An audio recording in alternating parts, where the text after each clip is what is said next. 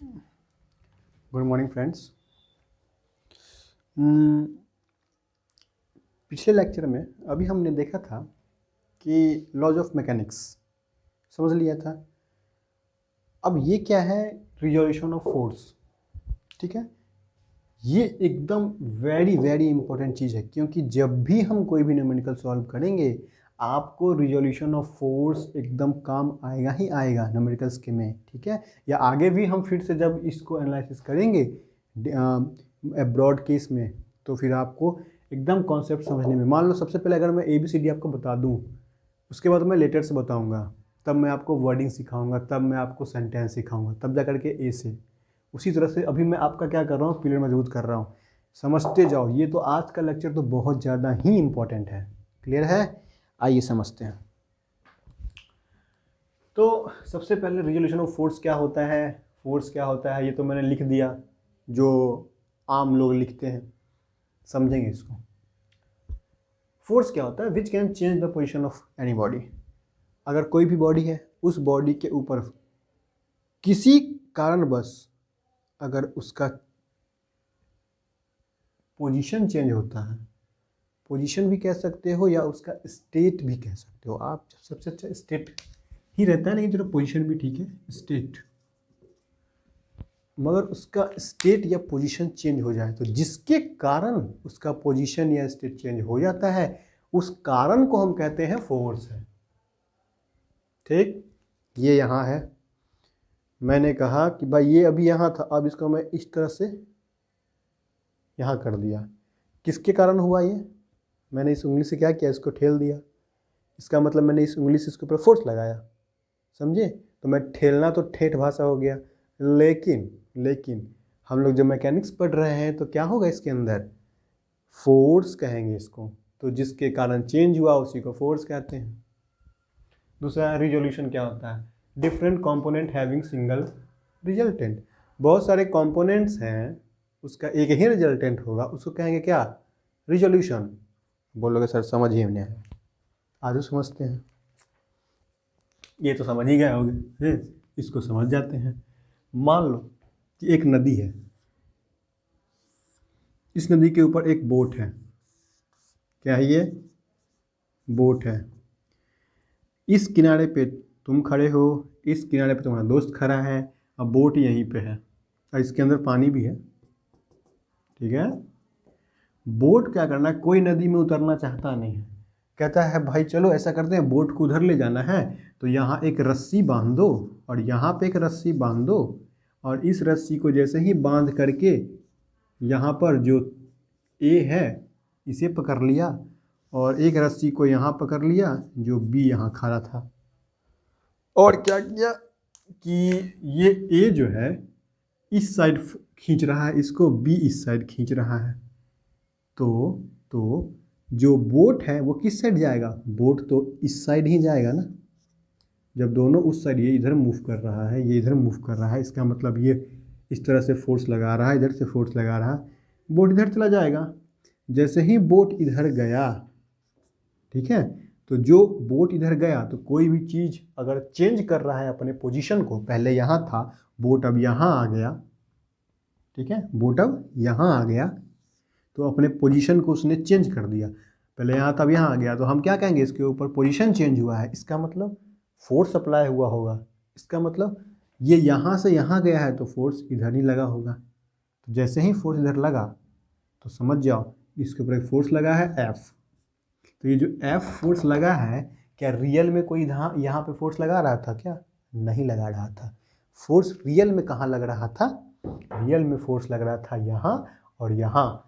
ये जो A है ये FA फोर्स लगा रहा था अपने तरीके से, जो B है FB फोर्स लगा रहा था, और इन दोनों फोर्स के चलते जो बोट मूव किया उस फोर्स को हमने F कह दिया। तो इन दो, तो इसी ये जो फोर्स लग रहा है, इसी फोर्स जो है, यह फोर्स जो है FA और FB के कारण लग रहा है। तो FA और FB जो फोर्स लगा, इस फोर्स को हम लोग कहते हैं this is component of F। और ये जो F लगा इसे हम लोग कहते हैं this is resultant of component. ध्यान से समझना, जो एक्चुअल में फोर्स लग रहा है उस फोर्स को, दोनों फोर्स को हम कहेंगे कंपोनेंट ऑफ F। F मतलब क्या? रिजल्टेंट। F मतलब क्या? रिजल्टेंट। ये क्या है? रिजल्टेंट ही है, समझ जाना कि रिजल्टेंट लिख दिया, बोल रहा हूँ रिजल्टेंट।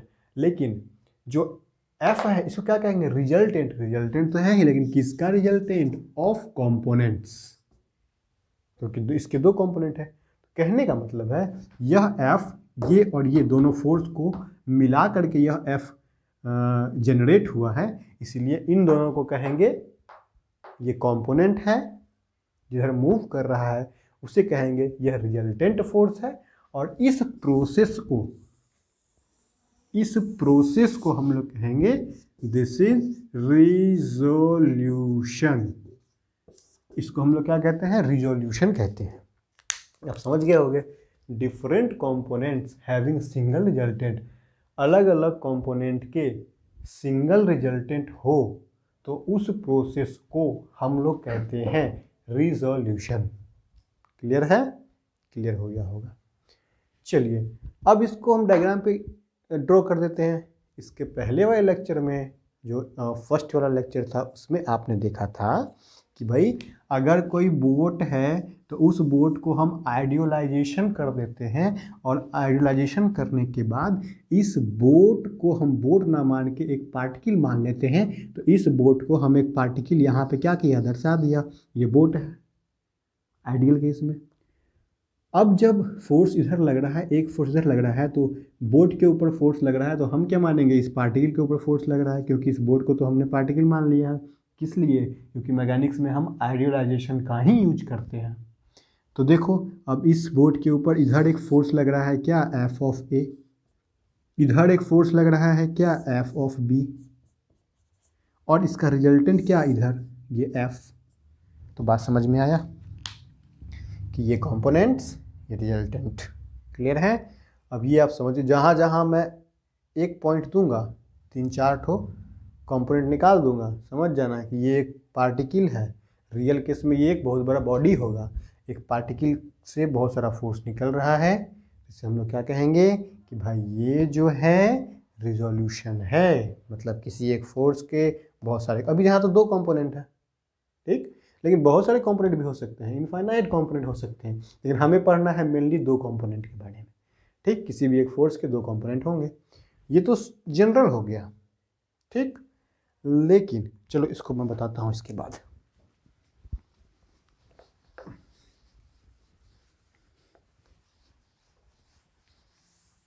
अरे नोट किया था ये, नहीं किए थे तो वीडियो को फिर से करके नोट कर लो। आ जाओ। कहने का मतलब है कि ये एक पॉइंट मान लिया, यहाँ से एक फोर्स था F ऑफ A, यहाँ से एक फोर्स था F ऑफ B। आपको पता है कि रिजल्टेंट निकला यहाँ से F, तो कुछ ना कुछ तो एंगल रहा होगा इन दोनों के बीच में, θ1। यहाँ भी कुछ ना कुछ θ2 क्लियर रहा होगा। और जो 2 कंपोनेंट हैं उस 2 कंपोनेंट के बीच में ये एंगल बना होगा, और इस एंगल को हम लोग कहेंगे θ1 प्लस θ2। ये क्या है? ये किसके बीच का एंगल है? Angle between components. ठीक, अगर इफ θ1 प्लस θ2 अगर 90 डिग्री हो जाता है, अगर ऐसा हो जाता है, देन हम कहेंगे F of A and F of B ये क्या है? कंपोनेंट्स हैं। दोनों क्या होंगे? रेक्टेंगुलर कंपोनेंट्स होंगे, रेक्टेंगुलर कंपोनेंट्स होंगे। तो FA और FB के बीच में अगर 90 डिग्री बने तो हम उसे कहेंगे क्या? Rectangular components. कैसे? यहाँ समझो, मान लो कि ये एक पॉइंट है, अब पार्टिकल जैसे भी कह दिया, पॉइंट कह दिया, बात बराबर है। ये एक फोर्स है F, जिसको हम लोग रिजल्टेंट कहते हैं, इसलिए हम इसको R से भी डिनोट कर देते हैं। अब मान लो कि ये एक कंपोनेंट है एफ ऑफ ए और इधर से ये एक कंपोनेंट है एफ ऑफ बी और ये 90 डिग्री है किसके बीच, एफ ए और एफ ए के बीच। तो हम ये एफ ए और एफ बी को क्या कहेंगे, this is called rectangular component. Clear है। तो अगर रेक्टेंगुलर कंपोनेंट है तो अब इसे हम लोग क्या कहेंगे, किस तरह से रिजॉल्व करेंगे इसे हम लोग अभी देखेंगे। ठीक है, पहले तो आप ये सब नोट करो जो मैंने बोला है या फिर इसका स्क्रीनशॉट ले लो, उसके बाद मैं इसको आगे डिस्कस करता हूँ। जल्दी लो स्क्रीनशॉट।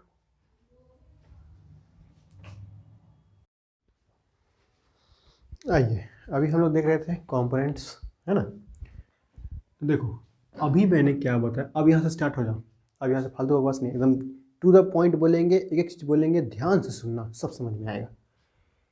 कहने का मतलब है अगर कोई भी पॉइंट है, इस पॉइंट के ऊपर F of A F of B दो फोर्स लग रहे हैं, इन दोनों फोर्स के कारण अगर कोई बॉडी मूव कर रहा है उसे हम लोग एफ कहेंगे, मतलब उसके ऊपर ये एफ लग रहा है और इसी को हम रिजल्टेंट कहते हैं।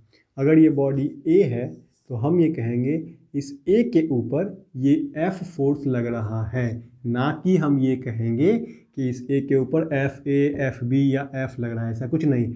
अब अगर मुझसे पूछा जाए इस वाले केस में, तो इस वाले केस को रिजोल्यूशन कहते हैं, और इसके अंदर अगर मुझसे पूछा जाए कि इस ए के ऊपर कौन सा फोर्स लग रहा है, तो हम सीधा कहेंगे कि इस ए के ऊपर सिर्फ और सिर्फ एफ लग रहा है। कंपोनेंट्स लग रहा है वो छोड़ दो, जो रिजल्टेंट आप तैयारी कर रहे हो और आपका रिजल्टेंट क्या होगा कि आपका एग्ज़ाम निकल जाए, तो हम क्या कहेंगे, इस बच्चे का एग्ज़ाम निकल गया। ये थोड़ी कहेंगे ये बच्चा ऑनलाइन पढ़ रहा था, ये बच्चा ऑफलाइन पढ़ रहा था, ये बच्चा ये क्वेश्चन नहीं बनाया। वो सब कंपोनेंट्स हैं आपके। फाइनल रिजल्ट क्या है, आपका रिजल्टेंट क्या है कि आपने क्वालिफाई किया। ठीक है, तो हम कहेंगे इसके ऊपर एक फोर्स लग रहा है एफ, और ये एफ क्या होता है, रिजल्टेंट, रिजल्टेंट ही होता है। क्लियर है। आइए और बात करते हैं, अगर कोई भी रिजल्टेंट, कोई भी पार्टिकल के ऊपर अगर रिजल्टेंट 90 डिग्री बनाता है, सॉरी कंपोनेंट अगर 90 डिग्री बनाता है, तो उन दोनों कंपोनेंट को हम कहते हैं कि ये दोनों कंपोनेंट रेक्टेंगुलर कंपोनेंट हैं। अभी हमने पढ़ा था। तो रेक्टेंगुलर कंपोनेंट है मतलब कंपोनेंट के बीच 90 डिग्री बनना चाहिए। तो हम अपने सहूलियत के लिए, देखो न्यूमेरिकल बनाने या फिर एनालिसिस करने के लिए जितना सहूलियत हो उतना ज़्यादा हम लोग सहूलियत ले लेते हैं। अपने सहूलियत के लिए हम क्या करते हैं, याद आया, अरे एक्स एक्सिस वाई एक्सिस इसमें भी तो 90 डिग्री बनता है, तो चलो क्यों ना हम इसको एक्स एक्सिस और वाई एक्सिस में ही कंपोनेंट को ले लें। तो लोगों ने क्या किया कि इस तरह से एक एक्स एक्सिस लिया, एक वाई एक्सिस लिया, ये एक्स एक्सिस ले लिया, ये वाई एक्सिस ले लिया, और ये हो गया एक्स डैश, ये हो गया वाई डैश। किया क्या कि अरे ये भी तो 90 डिग्री ही बनता है। तो कोई भी अगर फोर्स होगा, कोई भी अगर फोर्स होगा, मान लो कि अगर इस तरह से कोई भी फोर्स है, तो इस फोर्स का कंपोनेंट हमें बनाना है, और हमेशा हम लोग रेक्टेंगुलर कंपोनेंट्स ही बनाते हैं। ठीक है, तो रेक्टेंगुलर कंपोनेंट्स बनाना है, तो इस एफ के चलते दो कंपोनेंट होंगे, दोनों के बीच का डिग्री 90 डिग्री होना चाहिए। तो क्या करते हैं, चलो एक्स एक्सिस में ही एक कंपोनेंट मान लेते हैं जिसे हम लोग एफ ऑफ एक्स कह दिया, और एक वाई एक्सिस में मान लेते हैं कंपोनेंट जिसे हमने एफ ऑफ वाई कह दिया। तो एफ एक्स और एफ वाई इस एफ के रेक्टेंगुलर कंपोनेंट हैं। क्यों रेक्टेंगुलर हैं, क्योंकि इन दोनों कंपोनेंट के बीच में 90 डिग्री बन रहा है। क्लियर है। अब मान लो कि यहाँ पर एफ और एफ एक्स के बीच में एक थीटा एंगल बन रहा है, कोई ना कोई एंगल तो बनेगा, थीटा मान लिया। तो क्या होता है कि जो इसके कंपोनेंट्स हैं वो कंपोनेंट्स कैसे लिखे जाएंगे, तो एफ ऑफ एक्स की वैल्यू क्या हो जाएगी, एफ इंटू एफ, मतलब जो फोर्स लग रहा है, जो रिजल्टेंट फोर्स लग रहा है, F into cos of theta. देखो जो थीटा हमें पता हो उसके साथ कॉस लगा देंगे। मान लो अगर थीटा यहाँ पता रहता तो हम एफ वाई के साथ कॉस, एफ वाई में कॉस लगाते हैं, मतलब एफ वाई निकालने के लिए कॉस लगाते हैं। आगे देख लेंगे, F X equal to F cos theta, और एफ ऑफ वाई क्या होगा, F into sine theta. Cos sine में चलेंगे। एक बात याद रखेंगे सिर्फ कि जिसके साथ थीटा लगा हुआ है उसके साथ कॉस लगाएंगे, जिसके साथ थीटा नहीं लगा हुआ है उसके साथ हम लोग साइन लगाएंगे। और ऑलवेज हम लोग प्रयास करेंगे कि कोई भी फोर्स, अब जब कभी भी हम कोई भी फोर्स की बात करेंगे तो आपको समझ जाना है कि हम किसी न किसी रिजल्टेंट की बात कर रहे हैं। तो कोई भी फोर्स को अब हम लोग क्या करेंगे, रिजॉल्व करेंगे।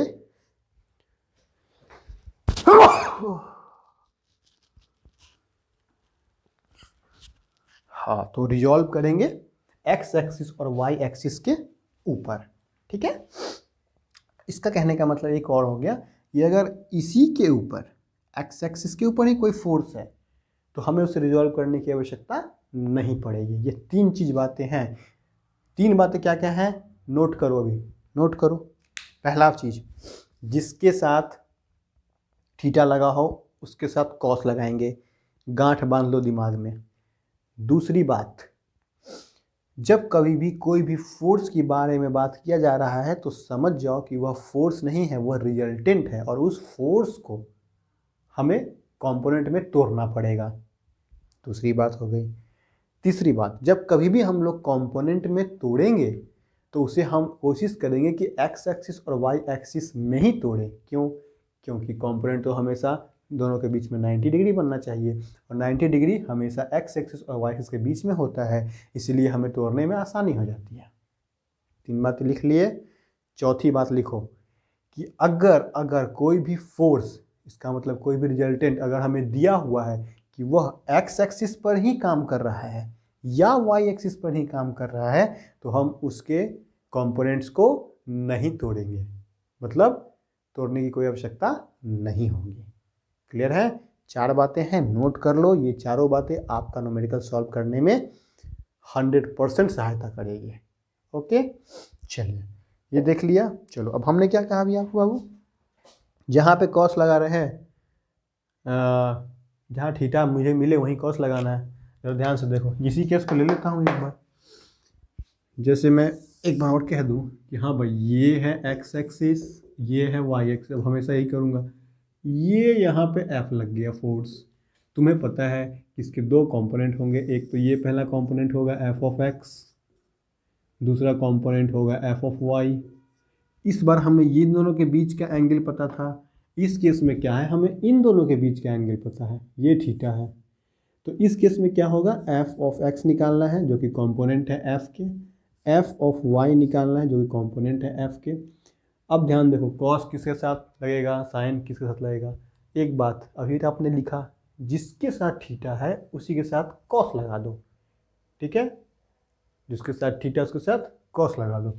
थीटा किसके साथ है भाई, इसके साथ, थीटा इसके साथ है तो एफ वाई के साथ कॉस लगेगा। दैट मीन एफ वाई के साथ कॉस वाला टर्म आएगा, तो F into cos of theta. तो एफ एक्स क्या हो जाएगा, simple F into sign of theta. बस समझे? क्लियर हुआ? चलिए अब आते हैं नेक्स्ट। सपोज डैट, मान लो कि इस तरह से हमें फोर्स दिया हुआ है, कोई फोर्स एफ यहाँ पे दिया हुआ है 30 डिग्री, और ये क्या है आपका 10 न्यूटन का फोर्स है। हमें कहता है कि इसके कंपोनेंट्स बताइए। कंपोनेंट्स का मतलब क्या, ये होगा एफ एक्स जो कि एक्स एक्सिस, ये होगा वाई एक्सिस, ये होगा एफ ऑफ वाई। क्लियर है?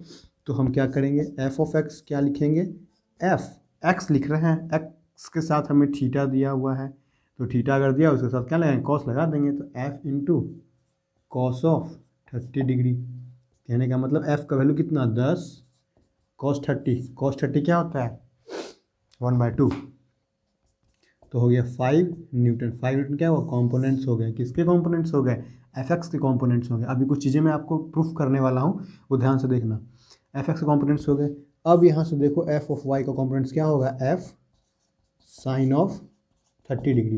एफ का मतलब 10, साइन 30 कितना होता है, ओ सॉरी कॉस 30 है ना, तो कॉस 30 का वैल्यू तो 1/2 नहीं होता है, √3/2 होता है। √3/2 कितना होगा, 5√3 न्यूटन। ठीक है, चलिए फोर्स है इसलिए न्यूटन। एफ साइन 30, साइन 30 कितना होता है 1/2, डेट मीन्स की 5 न्यूटन। तो कहने का मेरा मतलब है कि चलो पहले इसको नोट कर लो या फिर स्क्रीनशॉट ले लो, इसके बाद मैं ये मिटाने वाला हूँ और ये अभी रहेगा क्योंकि इसमें मुझे कुछ चीज़ें बताना है आपको। ठीक है, चलिए स्क्रीनशॉट लीजिए।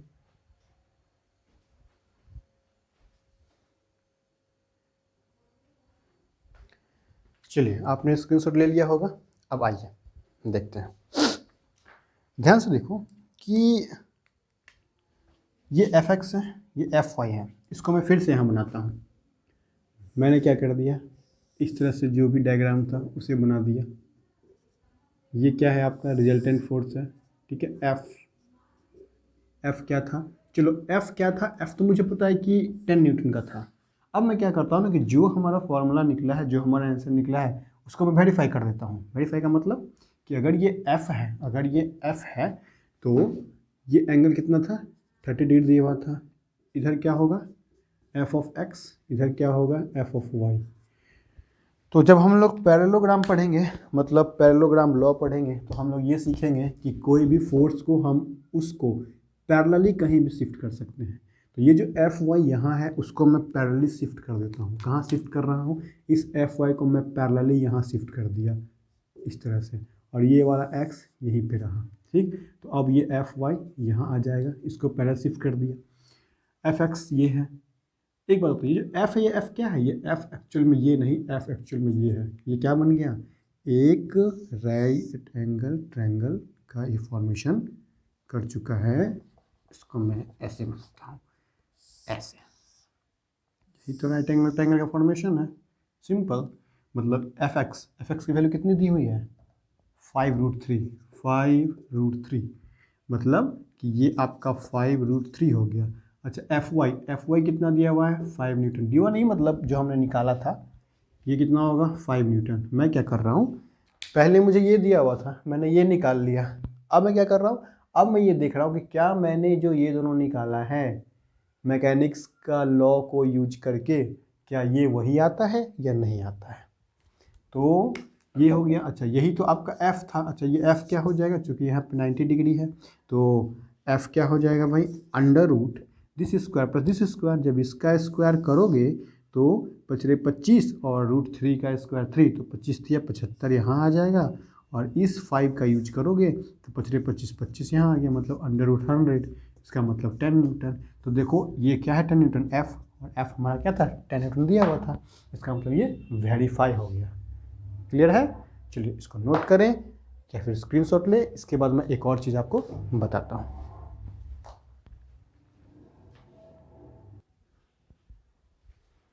ओके, आपने अब स्क्रीनशॉट तो ले ही लिया होगा। देखिए, कहने का मेरा मतलब है कि ये जो थीटा है, ये थीटा अभी निकला था 5√3, एफ वाई निकला था 5, ये क्या था 10। तो इस साइड इसको हम लोग कहते हैं एफ ऑफ एक्स।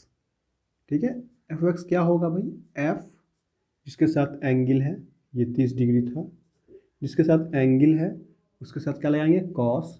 तो एफ कॉस थीटा। इसको क्या लगा देते, एफ की वैल्यू आप पुट कर दोगे, थीटा की वैल्यू 30 डिग्री पुट कर दोगे, आपका ये निकल जाएगा। एफ वाई क्या कहते थे, एंगल तो है नहीं तो एफ तो आएगा ही, एफ का मतलब रिजल्टेंट। यहाँ क्या लगाते थे, साइन ऑफ थीटा। ठीक है, दूसरी बात, अब देखो ये थीटा है, 60 डिग्री यहाँ दिया हुआ है, इस केस में एफ है, तो इस साइड इसका कंपोनेंट होगा एफ ऑफ एक्स, इस साइड इसका कंपोनेंट होगा एफ ऑफ वाई। तो आपको नहीं लगता कि एफ ऑफ एक्स क्या हो जाएगा, ये हो जाएगा एफ किसके साथ है, थीटा एक्स के साथ। तो एक्स वाले में क्या लगाएंगे, cos, F cos theta. F of Y क्या हो जाएगा, F of Y F sine theta. एक बात देखो, अब इसकी डायरेक्शन की बात करते हैं क्योंकि अब हम कॉन्सेप्ट समझ रहे हैं। अब इसके बाद मुझे डायरेक्शन भी देखना पड़ता है। एफ कॉस थीटा जो है positive direction of x axis तरफ है, इसलिए हम इसे क्या लिखेंगे, इस तरह का साइन दे देंगे, या इसको कह देंगे this is positive. F Y sine theta, Y sine theta क्या है, वाई एक्सिस के पॉजिटिव साइड में है। देखो ये एक्स एक्सिस का पॉजिटिव, ये नेगेटिव, ये वाई का पॉजिटिव, ये वाई का नेगेटिव। तो क्या होता है, एफ वाई जो है एफ साइन थीटा होता है। और एफ साइन थीटा का अगर मैं डायरेक्शन की बात करूँ तो ये ऊपर की ओर है डायरेक्शन, तो या तो मैं ऐसे दे दूंगा या फिर मैं नेगेटिव कह दूंगा। इसको कभी कभी डायरेक्शन या सेंस भी कहते हैं। क्लियर है? अब ध्यान देना, कोई भी फोर्स अगर है ना, जो फोर्स का एरो है वो एरो दोनों कंपोनेंट के बीच में ही रहेगा। अगर मैं इस फोर्स की बात करूंगा तो यह फोर्स जो है अपने कंपोनेंट के बीच में रहेगा। इसका कंपोनेंट क्या है, ये और ये है। ठीक, उस केस की बात करते हैं। अगर मैं यहाँ पे कह दूँ, देखो इसका एरो इस साइड है, तो इसका कंपोनेंट क्या होगा, इसका कंपोनेंट इस तरह से होगा एफ ऑफ वाई, इस तरह से होगा एफ ऑफ एक्स। क्यों? क्योंकि दोनों के बीच में 90 बनना है, दोनों कंपोनेंट के बीच में ही उसका एरो है। किसका? रिजल्टेंट का। ये तो एफ है। अब यहाँ पे क्या होगा, देखो भाई, एफ ऑफ एक्स निकालना है और एफ ऑफ वाई निकालना है। तुम्हें पता है एफ ऑफ एक्स निकालना है, तो एफ ऑफ एक्स थीटा किसके साथ दिया हुआ है, वाई वाले के साथ। तो वाई वाले के साथ क्या लगेगा, कॉस लगेगा। तो एफ वाई के साथ क्या लगेगा, कॉस लगेगा। तो F of cos of 30 degree होगा। एक्स के साथ क्या लग जाएगा, F of sine of 30 degree होगा। अब क्या करते हैं, साइन को कंसिडर करो। देखो एफ ऑफ वाई क्या है, नीचे है, तो नीचे है तो या तो इस तरह से लिख दो या फिर नेगेटिव लिख दो। ये क्या है, इस साइड है, तो इस तरह से एरो दे दो या फिर इसको नेगेटिव लिख दो। क्लियर है? ये समझ गए होगे। अब मैं एक बहुत ही बेसिक सी चीज़ बताने वाला हूँ, ठीक है, जो यहाँ समझो। चलो यही समझ लो। X axis, x dash axis, Y axis, y dash axis. अगर इसके इस साइड कंपोनेंट रहे एक्स में, तो हम लोग क्या करेंगे, एक्स वाले को पॉजिटिव ही लेंगे, इस कंपोनेंट को। किसको? एफ ऑफ एक्स को। अगर एक्स वाला कंपोनेंट इधर रहे, इसके ऊपर रहे, एफ ऑफ एक्स या इसको एफ डैश एक्स कह सकते हो, ये हमेशा क्या लेंगे, नेगेटिव ही लेंगे। ठीक, वाई की बात करें, वाई की अगर मैं बात कर लेता हूँ, तो अगर इस पॉइंट के ऊपर अगर रहे कौन, एफ ऑफ वाई, क्या है ये, कंपोनेंट किसका, फोर्स का, इसको हम लोग क्या करेंगे, पॉजिटिव लेंगे। और यहाँ पर अगर मैं एफ डैश वाई कर लूँ, तो यहाँ पे क्या लेंगे, इस कंपोनेंट को नेगेटिव लेंगे। ठीक है, ये तो आप आराम से समझ गए होंगे। ठीक है, इधर पॉजिटिव, इधर इधर नेगेटिव, इधर इधर पॉजिटिव लेंगे। तो अगर मैं बात करूं किसकी, इसकी, देखो मैं इसी को वेरीफाई करने वाला हूं। ये अलग केस है, देखना ध्यान से देखना। ठीक है, ये X axis, Y axis, clear है। अगर यहाँ से कोई फोर्स है एफ, और तुम्हें क्या क्या दिया हुआ है, ये चीज़ दिया हुआ है, कितना, 30 डिग्री। इधर से एक फोर्स काम कर रहा है, क्या कर रहा है, एफ ऑफ एक्स, जिसकी वैल्यू कितनी दी हुई है, 5√3 न्यूटन। इधर एक फोर्स काम कर रहा है, एफ ऑफ वाई, जिसकी वैल्यू दी हुई है 5 न्यूटन। तो अभी तो हम लोग क्या कहते हैं, पैरेललोग्राम लॉ का यूज करके इसको इस साइड शिफ्ट किया था, एफ निकाला था, ये किया था, है। लेकिन अब डायरेक्ट हम लोग लिखेंगे, कैसे, धीरे धीरे लेवल बढ़ा रहा हूँ, ठीक है, आराम आराम से समझना, इसलिए मैंने पहले वो बता दिया। अगर हमें डायरेक्ट रिजल्टेंट चाहिए एफ, ठीक है, एफ क्या होगा, ध्यान से देखना, होता क्या है, एफ जितने भी कंपोनेंट हैं सब कंपोनेंट को लिख दो विद साइन, साइन के साथ, मतलब F is equal to, component कितने हैं इसके, दो ही तो कंपोनेंट होंगे, दो कंपोनेंट लिख दो, कौन कौन सा है, एफ ऑफ एक्स, ठीक है। अच्छा, ये देखो 30 डिग्री दिया हुआ है एक्स के साथ, तो यहाँ क्या लगेगा, कॉस, तो ये हो जाएगा कॉस 30 डिग्री, ये लिख दिया। उसके बाद कौन सा लिखेंगे, एफ वाई भी तो इसका कंपोनेंट है, तो एफ वाई जो कंपोनेंट है वो लिखो, एफ वाई, लेकिन इसके साथ क्या लगेगा, साइन लगेगा, तो इंटू साइन 30 डिग्री। अब रहा साइन देने का बात, हमने क्या कहा, कंपोनेंट लिख दो, एफ का कंपोनेंट लिख दो, क्योंकि सब जोड़ के ही तो बनेगा, है ना। कंपोनेंट लिख दिया, ध्यान से देखना, सबको जोड़ दो, जोड़ दिया।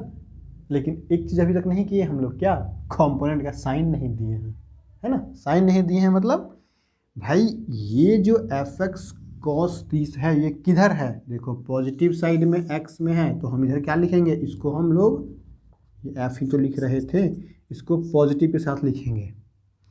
fy का साइन देखो, fy इधर है ना, तो क्या लिखेंगे, पॉजिटिव के साथ ही लिखेंगे, क्योंकि ये ऊपर की साइड है। क्लियर है। इसको जरा सॉल्व करके देखो, fx कितना था 5√3 cos 30 कितना होता है √3/2 प्लस fy कितना था 5 sin 30 कितना होता है 1/2।